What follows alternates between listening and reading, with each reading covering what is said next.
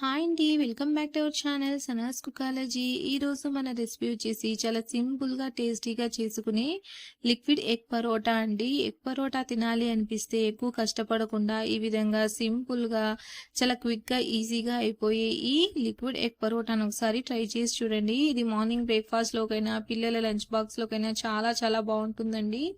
ఇది చాలా సేపటి వరకు కూడా ఇంతే సాఫ్ట్గా చాలా టేస్టీగా ఉంటుంది. ఫస్ట్ టైం ఎవరైనా నా ఛానల్ని చూస్తూ ఉంటే తప్పకుండా సబ్స్క్రైబ్ చేసుకోండి, అలాగే లైక్ చేయండి, అలాగే ఈ వీడియోని షేర్ చేయండి. పదండి ఇప్పుడు రెసిపీని స్టార్ట్ చేద్దాం. ముందుగా స్టవ్ మీద కడాయి పెట్టుకొని ఇప్పుడు ఇందులోకి ఒక 2 లేదా 3 టేబుల్ స్పూన్ల వరకు ఆయిల్ వేసుకొని ఆయిల్ వేడయ్యాక హాఫ్ కప్పు వరకు ఉల్లిపాయ ముక్కలు, అలాగే ఒక 2 సన్నగా తరిగిన పచ్చిమిర్చిని వేసుకోవాలి. ఇప్పుడు ఉల్లిపాయని మనం ఒక 50 to 60% వరకు వేయిస్తే సరిపోతుందండి. ఉల్లిపాయ అనేది మరీ ఎక్కువగా వేగాల్సిన పని లేదు. జస్ట్ ఒక 50 to 60% వరకు ఈ విధంగా వేగితే సరిపోతుందండి.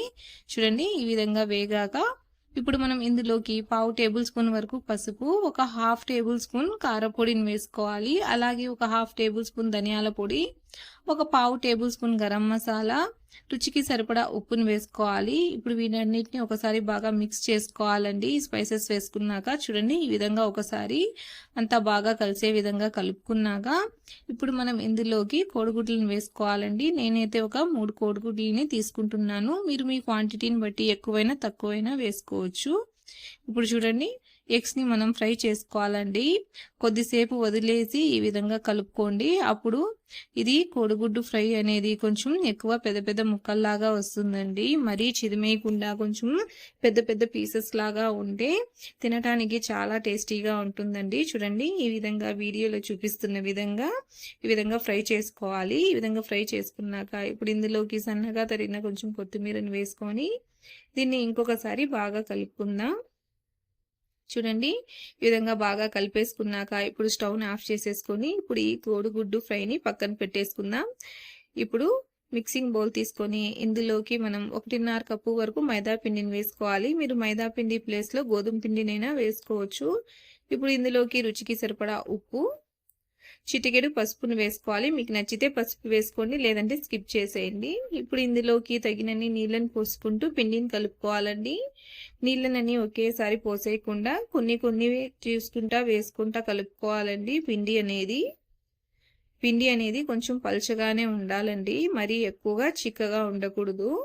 చూడండి, ఈ విధంగా ఉంటలు లేకుండా బాగా కలుపుకోవాలి. చూడండి, పిండిని ఈ విధంగా బాగా ఉంటలు లేకుండా కలుపుకోవాలి. పిండి కన్సిస్టెన్సీ అనేది ఈ విధంగా ఉండాలండి. మీకు వీడియోలో చూపిస్తున్న విధంగా పిండిని అనేది మనం కలుపుకోవాలి.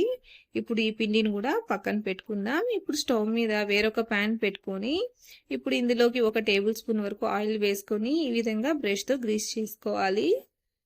ఇలా గ్రీస్ చేసుకున్నాక ఇప్పుడు ఒక గరిటెడు పిండిని వేసుకొని ఈ విధంగా వీలైనంత పల్చగా ఈ విధంగా స్ప్రెడ్ చేసుకోవాలండి. ఈ విధంగా స్ప్రెడ్ చేసుకున్నాక దీన్ని కొద్దిగా కాలనివ్వాలి. చూడండి, ఇది ఈ విధంగా కొద్దిగా కాలాక ఇప్పుడు దీన్ని ఇంకొక వైపుకి మనం తిప్పుకోవాలండి.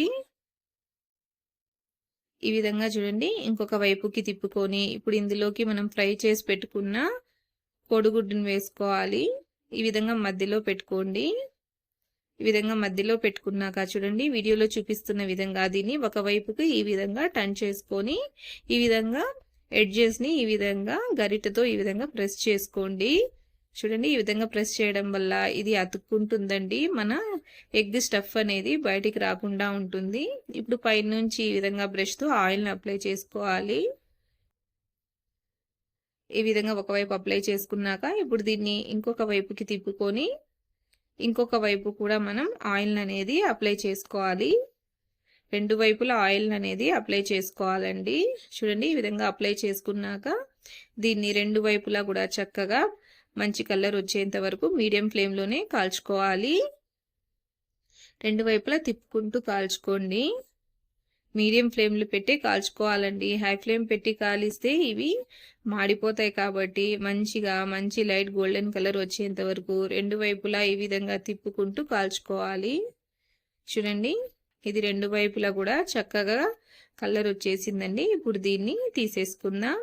ఇదే విధంగా మనం మిగిలిన అన్ని ఎగ్ పరోటాల్ని కూడా ప్రిపేర్ చేసుకోవాలి. వీలైనంత పల్చగా స్ప్రెడ్ చేసుకోండి. చూడండి ఈ విధంగా మీకు ఎంత వీలైతే అంత పల్చగా స్ప్రెడ్ చేసుకొని ఈ విధంగా ఒక సైడ్ కాలాక ఇంకొక వైపుకి తిప్పుకోవాలి.